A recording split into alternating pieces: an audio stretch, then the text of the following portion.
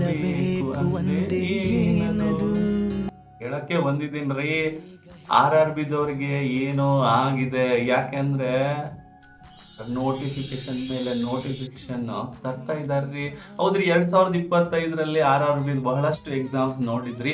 ಈಗ ಡಿಸೆಂಬರ್ ಅಲ್ಲಿ RRB group D exam ನಡೀತಾ ಇದೆ. ಅಷ್ಟರಲ್ಲೇ ಇವರು 2026ರಲ್ಲಿ, ಅದು ಜನವರಿ ತಿಂಗಳಲ್ಲಿ ಹೊಸ ನೋಟಿಫಿಕೇಶನ್ ತರ್ತಾ ಇದ್ದಾರೆ. ಅದರದ್ದು ಶಾರ್ಟ್ ನೋಟಿಸ್ ಕೂಡ ಬಂದಿದೆ. ಟೋಟಲ್ 22,000 ಹುದ್ದೆಗಳಿಗೆ ಈ ನೋಟಿಫಿಕೇಶನ್ ಬರ್ತಾ ಇದೆ. ನಿಮ್ಮ ಏಜ್ ಏನಾದರೂ 18ರಿಂದ 33 ಒಳಗಿದ್ರೆ ನೀವು ಈ ಅಪ್ಲಿಕೇಶನ್ನ ಹಾಕ್ಬೋದು ಸರ್.